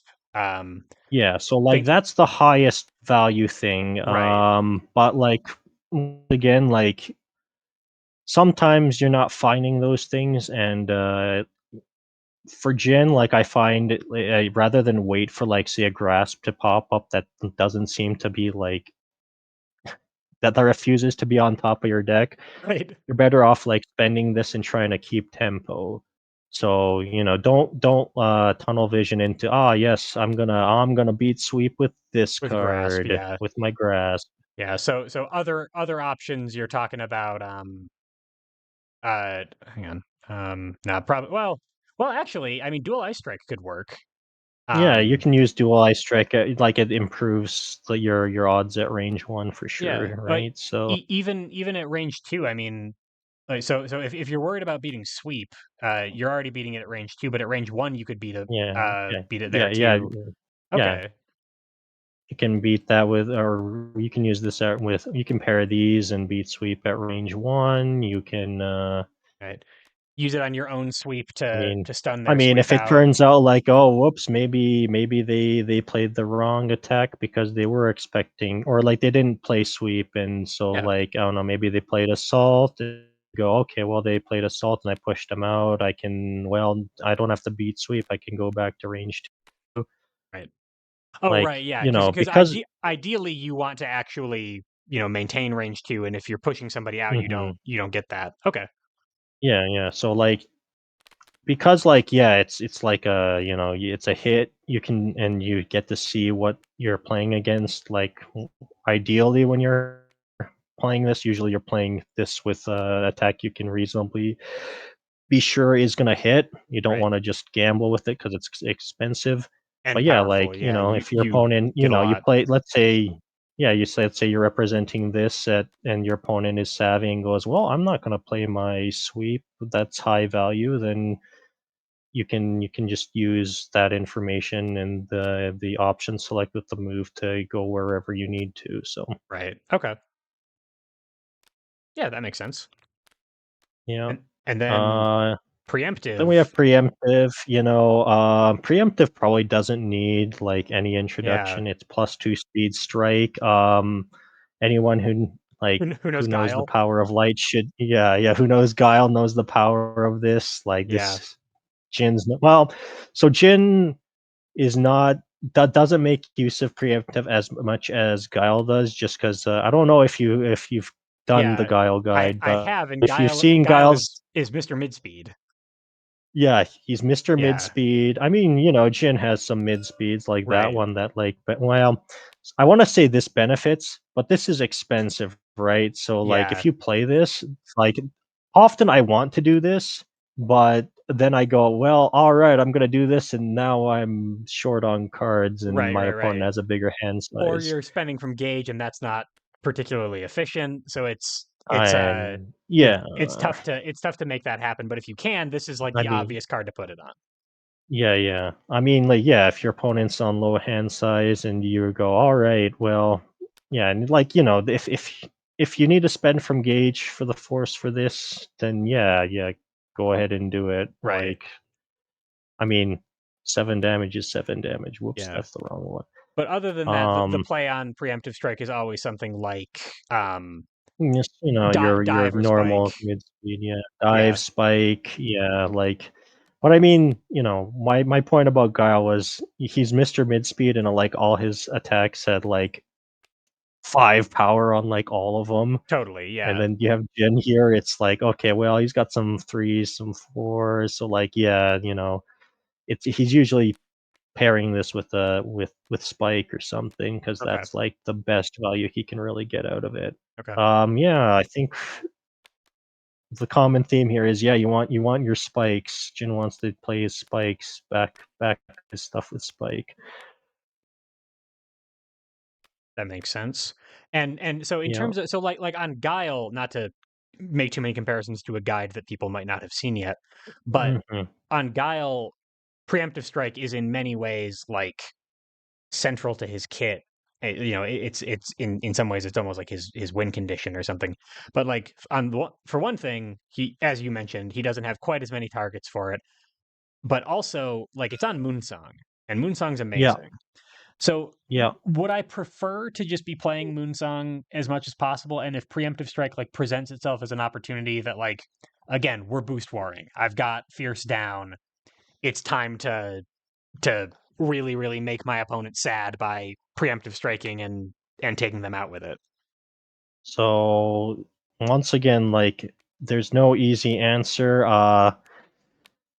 We had a we talked earlier about how I said there's gonna be games where you're gonna be preemptive striking like twice and Right. ignoring Moonsong. Right. Um, yeah, there's gonna be like games where like yeah, usually like if I guess all things considered, Moonsong is a little bit higher value than preemptive strike on Jin, but you're we have an uncooperative opponent. They're gonna try and play a boost. Right. So you might need to diffuse that situation. Maybe your deck comp hasn't been great, so you've been using your UA a little more just to find the cards you need. So like you go, oh, I only have like maybe one gauge. It's gonna be a far cry before I get to use Moonsong. We'll have to use this will be a preemptive Preemptive game. is a new preemptive Um, strategy that I'm doing instead of Moonsong. yeah, Sure. yeah. Sure. Sure. Okay. Yeah, so it's But it's all gonna be it's all dependent. It's gonna be like a matchup thing. It's gonna be a deck comp thing. It's gonna right. be a like what line you think is gonna be Right. optimal for the situation you found yourself in. But it's like preemptive strike is an amazing boost, but it's not so good that you should ignore Moonsong. But also Moonsong's an Yeah, amazing ultra, but it's not so good that you should totally ignore preemptive strike. yeah. Yeah, like Jin. He's been designed so that he has like it's not he doesn't have a clear like Line. boost. Yeah, he doesn't have a clear line. It's gonna Yeah. be You're gonna have to like look at the situation and determine what's gonna be Right. the line you have to take. And like at this I point, mean, it's sounding like the kind of economically at least the three lines that I'm seeing are play Moonsong, play preemptive, and we'll probably get to it, or exceed, yeah, or a combination of them. But like those are the paths in front of you, and you can afford one or maybe two of them. yeah. That tends to be the case, I find. Gotcha. Okay. All right. Well, before we talk about Exceed, we might as well round things out with Power of Order. Yes. People call this the meme boost because it's kind of janky. It varies from being okay to not very good. Right. Um, it says both players draw or discard until they have four. Um, usually, like there will be situations where this is fine. Usually you'll be like at a reasonably high hand size, which means you're not getting like a lot of value out of the drop four. Right. Um, like the best case for this is your opponent is keeping a high hand size because they want to negate the threat of permafrost as much as possible, and you have this and you've like just spent a turn going, I played this or something, and I've Right. spent a lot of cards in hand. You're low on cards. I am now my hand size is like maybe at like two or three. I'm gonna play this. Yeah, discard some cards, sir, and I'll refill my hand. Right. Like this is not an impossible situation to engineer. It's actually like pretty reasonable to happen. It's just the thing that's always in the way for this is like maybe your deck comp. Like maybe you don't have this in hand after a turn where you used Preemptive. pinpoint strike, or like maybe you drew into it after the fact. Right. But It, like if you find yourself in a situation like that, yeah, that's like the best way to use it, and it's pretty. You feel pretty great when that happens. right. But Could, sometimes this is just rotting in your hand, and you're just sad about it. could this also be a way to, in sort of an inadvertent way, build up some gauge? Like if I know that I have this ready in my hand, and I don't need to use this character ability quite as much, maybe over the course of two turns, I can go down to a lower hand size than I would otherwise need to, and then spend this to because I didn't get to use the character ability, I have more gauge than I would have, or is this too expensive to make that happen? So in the early days of season 5, I would say that was a completely viable line. I used to do that a lot. Okay. But as things develop and people start understanding how to fight Jin more, I find like it gets harder to do that line. Right. Somebody's just gonna parry Ice Fang out of your hand when you're at Well, 0 they don't cards or usually something. parry Ice Fang out of your hand. They don't actually like it's a very low value target for parry. Okay. You'd parry something like Moonsong. Usually what's gonna happen is people will like like was it? So I'm saying, okay, we're gonna aggress until we're at low hand size, Yeah. and then we're gonna refill our hand or something. Um It's more like people are gonna be uncooperative and go, "Oh, you're, like, going to low hand size, let's take advantage of that," and you're I'll like, just "Oh, gee, I I'll gotta just start like, I really gotta make a Yeah. turn." Yeah. Okay, I gotcha. So so it sounds like then in terms of the force you're spending, this is a 2 force card with 1 extra force on top of it. The best that you can do from this is drawing 4 if you have 0 Yeah, cards in hand, right? And in order to make that yeah, happen, you either needed to spend from gauge or you just got it's just spend the last card from yeah, hand. it's Yeah, just a more expensive change cards action, like a slightly more efficient change cards action in that very unique yeah, circumstance. So, yeah, like in order to get value out of this card, it seems like you kind of need to also make your opponent discard.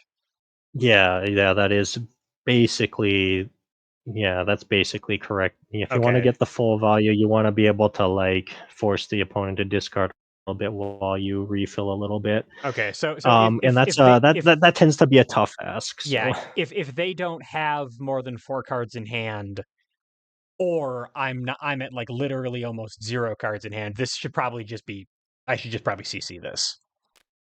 usually. Okay. CC or, like I said, well, you might have seen Shin doesn't have a lot of like move or he like outside of strikes, he doesn't have a lot of ways to move, so you can Oh, use sure. this as Move force action. efficient movement. Yep. Yeah. Okay. Yeah, that tends to be how like this tends to go. But like I said, you'll occasionally find situations where my opponent prepared and I'm kind of down on cards. Hey, I have a surprise for you. Right. But Sure. yeah, don't count on it happening. Yep. Okay. That'll make sense. All right, we'll move on to Jin's Exceed mode. He becomes the king of resources on this side. Okay. So So first off, I guess he has a kicker. yeah, when he exceeds, he draws 2, and Yep. then 1 more for end of turn, and now he's flipped. And then Hmm. and you'll forgive me for being really prescriptive about this. It's just that I don't think a lot of people might be familiar with overdrive mechanics. I want to make sure we cover it. So Hmm. he flips over. His opponent takes a turn. Now it's his turn. At the point he flipped, he spent his gauge, and let's say these are the 4 cards he Hmm. spent. They go over Yeah. here. Now they're in his overdrive area. His turn comes around, and he discards one of them, and he gets the overdrive effect of draw 1. And then he takes his turn, and he has this ability. Is that all correct? That's correct. Gotcha. Okay, please continue. Sorry about that. Yeah, so, once you okay, so you flip, you draw 2, so, like, you don't have to worry about, "Oh, I'm gonna be," or, like, I've used a bunch of, resources, like, "Do I have to prepare before I exceed?" No, like, you're better off exceeding when you're at lower or mid-hand size, because then you might overdraw. Right. Um, so, like, you gain resources back for exceeding. You're gonna passively draw 4 cards over the course of the Exceed mode unless you die first Right. or the From the overdrive opponent dies effect. first, but Right. yeah, from the overdrive effect, and you have, like, this pretty strong hit ability, which is, okay, I don't have to spend resources anymore. I don't draw as many cards for hitting, I only draw 1, but But you're not spending well, gauge. it's in that yeah. Yeah, you're not spending your gauge, and then your opponent it's hit after draw 1, but, if you hit the opponent, they discard 1, Right. and I mean, like, you're still getting your card like, your 2 cards per turn if you're striking because you have the overdrive, right? So, Right. um, in matchups where, like, you're gonna do the economic war, this is, like, a really good exceed just 'cause, it's you get 6 cards, 2 from the kicker, 4 from just the overdrive, Right.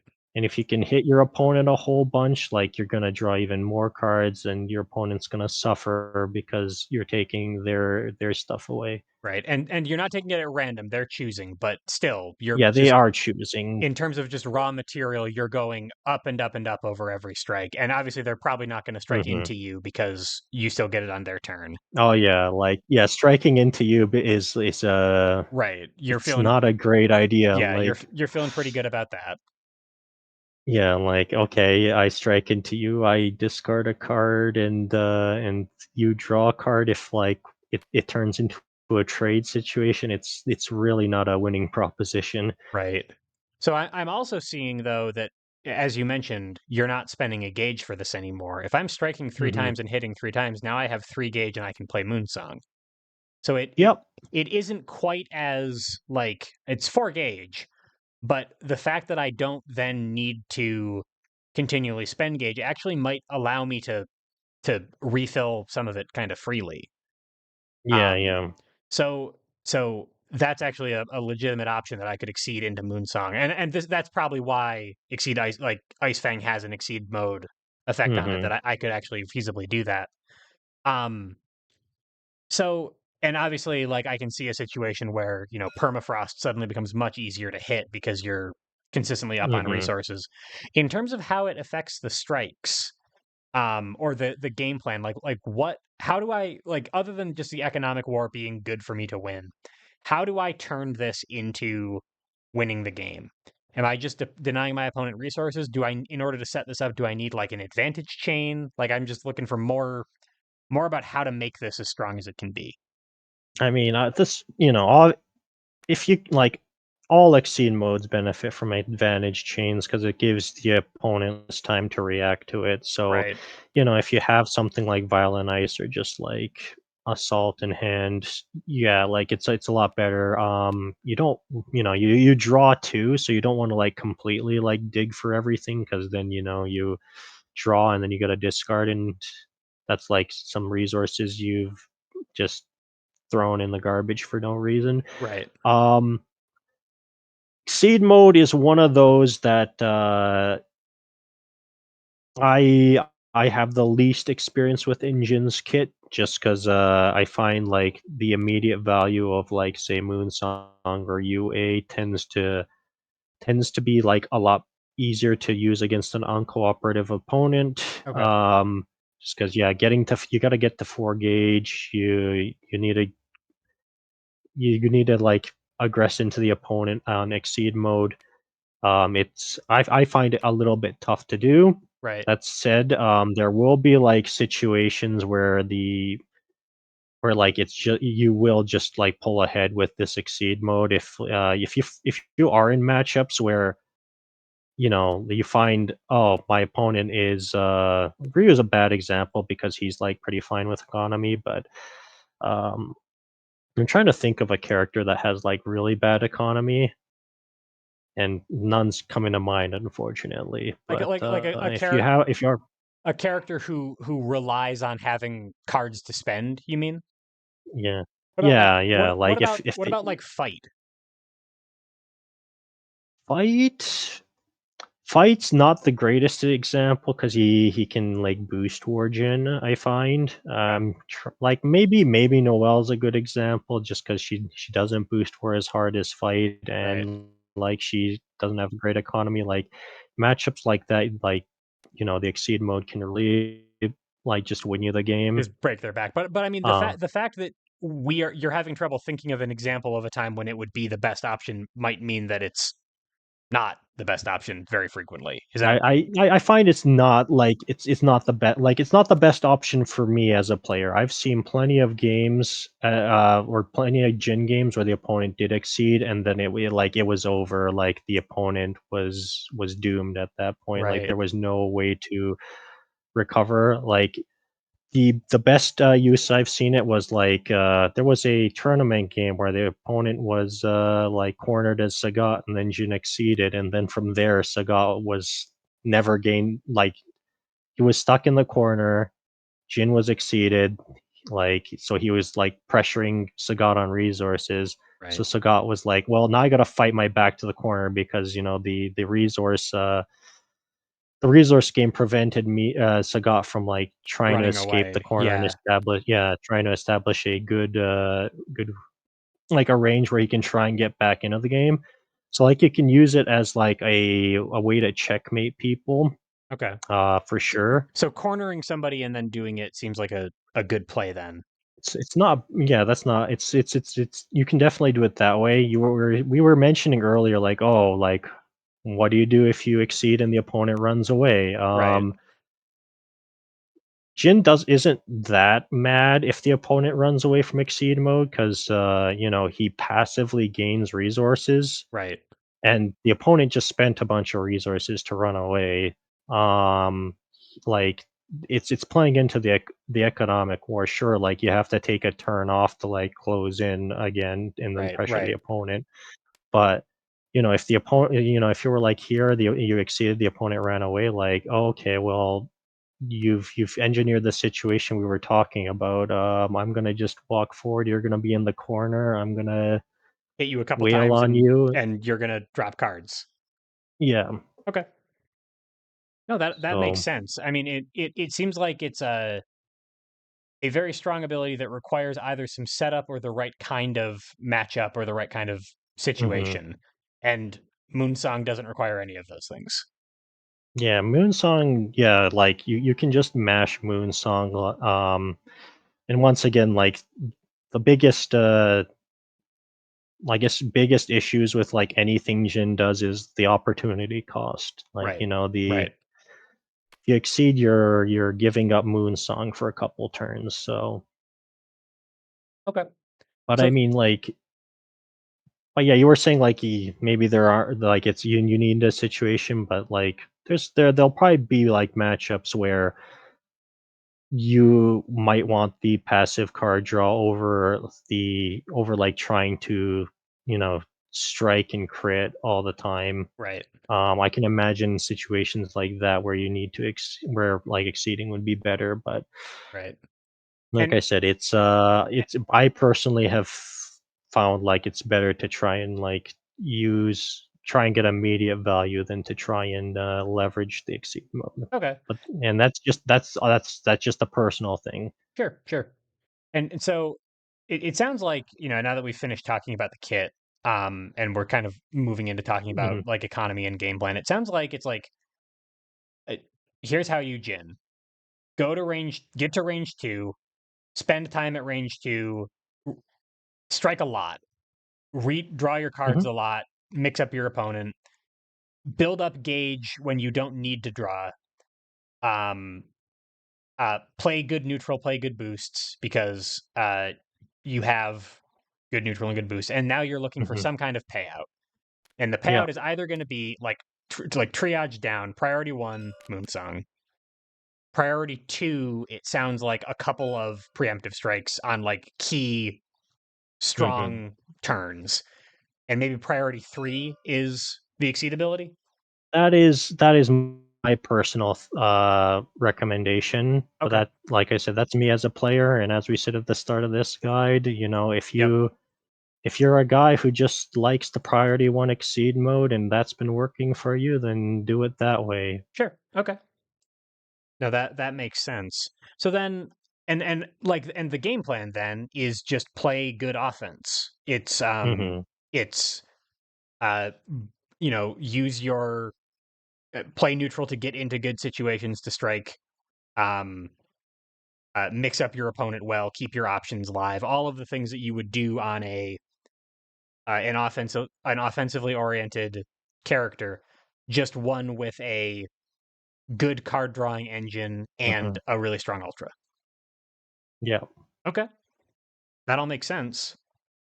Um, how does he have anything that do any of the normals change in value immensely for him, or is he pretty much playing them as normal? Like we mentioned Spike a lot as being a card that like a lot of things seem to synergize well with Spike.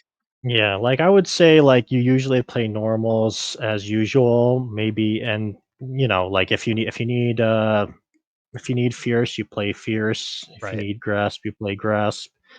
Spike is, like, probably the one notable thing where, like, okay, you have You have you have something like like a guard boost. that's like defend, right? You probably aren't going to Yeah, need you have defend, yeah, you don't really need defend, and you have a bunch of cards that go, hey, we make spike better. right? So like, yeah, you probably want to keep spike as a strike, but otherwise, yeah, like, if you need speed, yeah, just boost speed. But if you want to sweep someone, you sweep someone. Like it's all about what you need at the time. Just play good fundamental XC. Jin is Yep, a Shoto, so yep, you like he specializes on the offensive side, but he still has what we would call like Shoto tools. right. So he, And it's you mentioned some situations where grasp might be really good, like pinpoint strike, for example. yeah, pinpoint strike, or you just want to get your first gauge for Yep, the ability, yep, or you just want like you need to draw cards while aggressing. So like we have a fast option that us barring any weird reversal shenanigans or EXs, you can right. rely on that.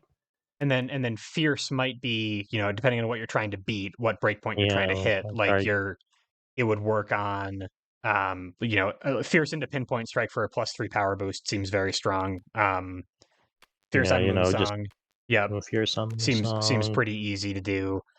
Um, so just kind of looking for the breakpoints that you're trying to hit and trying to get up to that power boost. Mhm. Um, and is it fairly typical to boost stats like light or a fierce into one of your uh now strike boost even overhead?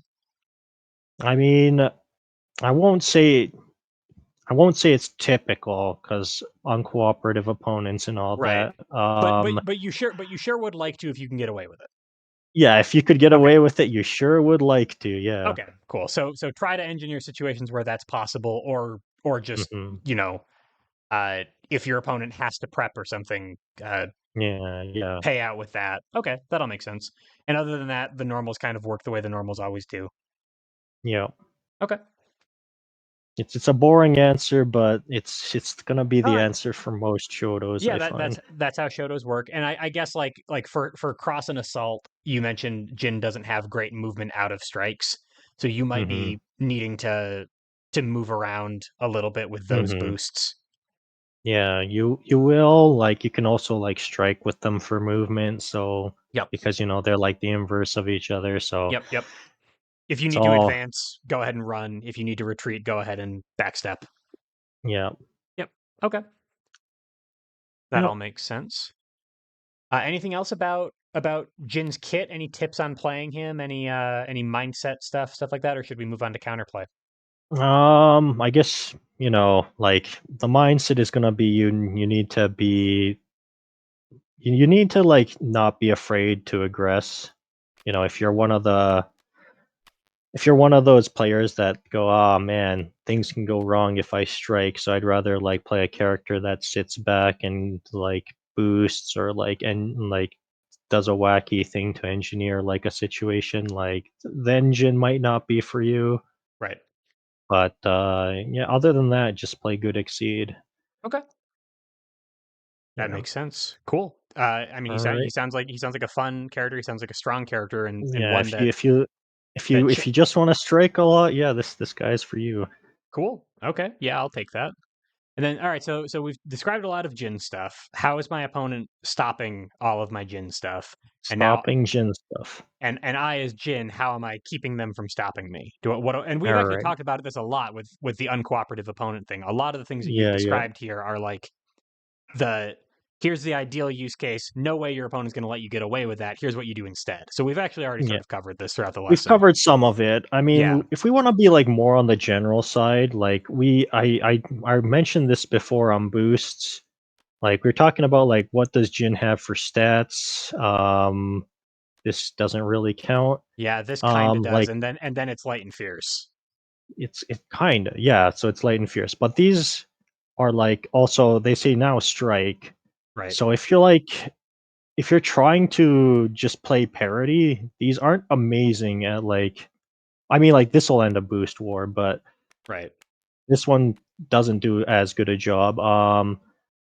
You like so Jin doesn't have like a lot of stats on the boost. So if you're fighting against Ryu who has a lot of boost and he just keeps boosting into you, Mhm. that can give Jin some problems just because Ryu is threatening to, oh, I'm gonna beat you on your strike, or like threaten to trade up.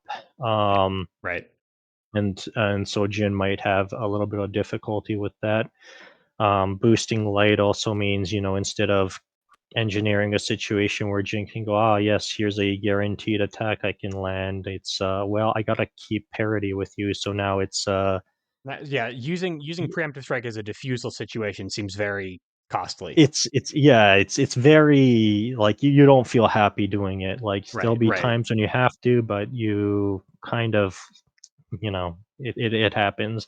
I've also mentioned, aside from there's not a lot of like movement outside of strike. So this has movement, but it's in a strike, and then everything else is. I mean, this moves the opponent, but it doesn't move you. right, right, Um, so like not a lot of not no real movement on Jin. So like if you have an opponent who's like going up, I don't like being here. I'm just gonna leave. right.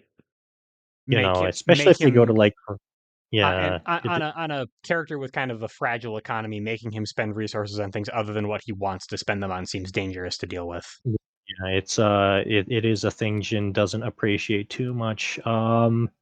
For like so with as for like trying to counter the counterplay, um, like when you see like the opponent is just like, oh, let me boost my or like set up a boost war.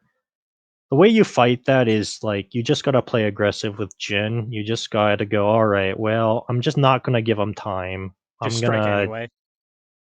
either like strike anyway, maybe like you diffuse and strike, like, if the opponent like has like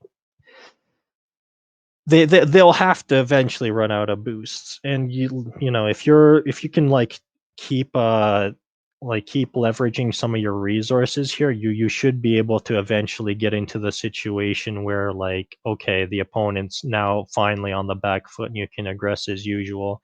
Right, um like, you might have to lose a few, like, trade down or lose a few strikes to do that, but it's better to do that than to have like an opponent go, ah, you're playing scared. Now it's time to really start stacking boosts and right, really and making your life miserable. like doubling their advantage that they have over you. So just Yeah, yeah, accept the fact that you've lost a strike and diffuse it by continuing your aggression to keep your game plan yeah. going.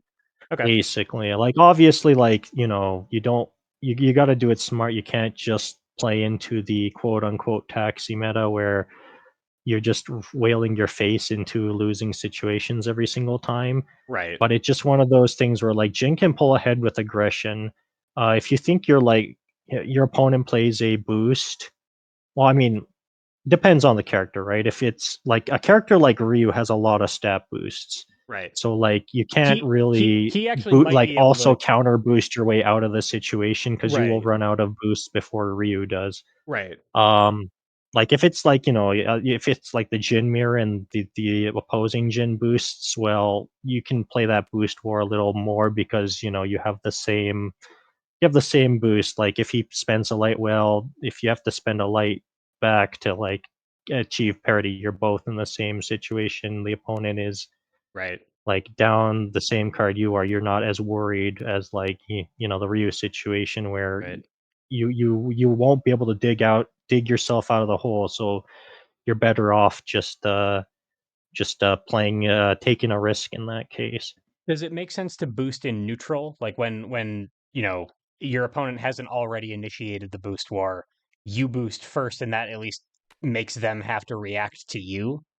I mean, that's Uh, like if that's a definitely a better situation because right. then, like if they counter boost back, you go, Right. well, I'm So Jin, so I'll just aggress and yeah. So aggressing doesn't always just mean striking. It can yeah. mean preemptively boosting to keep your Mhm. opponent under pressure. Yeah. Okay. Yeah, like that's the whole point is like don't give you like an opponent who's going to try and like outstat you, you just don't give them time to do that. Okay. Like when you're striking, like you can sustain offense with your UA a lot better than the opponent can. So Right. you just want to keep them in the squeeze longer than they can like get out of it. Right. That makes sense. As for like an opponent who intends to run away, like you just gotta play your resources smart. Running away also means they're spending resources. Like you just gotta like unfortunately like the opponent who runs away, it can just catch you off guard. Like the ideal situation on someone who does something like that is to have Ice Blade, Right. but you don't always have Ice Blade, right? So it's it's not something you can always count on. When the opponent runs away and you have some gauge, like that's when this card becomes a little bit more effective. Just because it's an expensive ask, but at least you know what you're striking. You're gonna get some damage in, and you're gonna move in while you do it. It's a Right. lot. It's if you're gonna spend resources anyway, you might as well get your damage while you do it. Just Sure. get it all in strike. Okay. That'll make sense. So Um, as you mentioned, like this isn't part of your game plan, but it is good for when your opponent is not letting you do your game plan. yeah, Okay. yeah. No, I've played this. Been playing this more often lately, just because I've been running into more opponents that decide to just disengage altogether, and Sure. I just don't have like these readily available. Right. Like if you have this, you can just like spend a turn and then threaten this later. Right. Like it's pretty obvious if you're doing that, because and you might run into a sweep. But once again, like you'll have like when playing Jin, you're gonna sign up for taking a few bad trades. The point is to make up the difference with the winning With strikes with your with Moonsong or with yeah, your with Moonsong, and yeah, exactly. your good sort of well timed now strike Hmm. boosts. Exactly.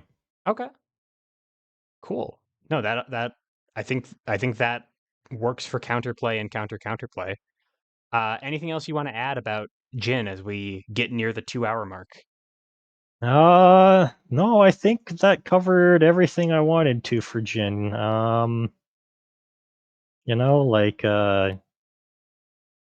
you play aggressive, and just I won't say don't play with no fear, but you just you got Play you with got you gotta like you gotta definitely um keep know that you have to take a few risks here and there as this character. Okay.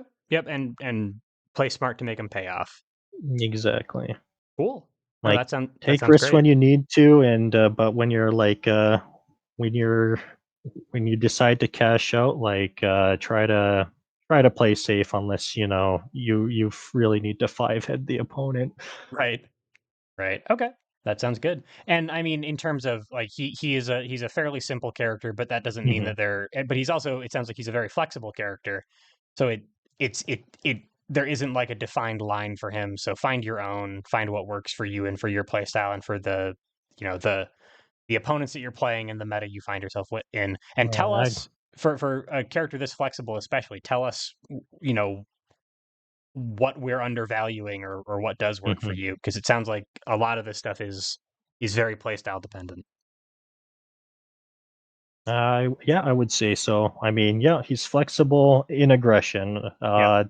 Don't try to play Jin as a as a neutral character or a as a boost turtle, character. yeah, Yeah, that's definitely. not he's not a turtle. No. Okay. No, that all makes sense. All right, cool. Well, Bana, thank you so much for your time and for your expertise. As always, I really appreciate you coming on the show. Hmm. And for everybody watching, thanks for sticking with us. I hope you have fun playing Jin. Thanks for your time and for your attention. And I will see you all later. Goodbye, everybody.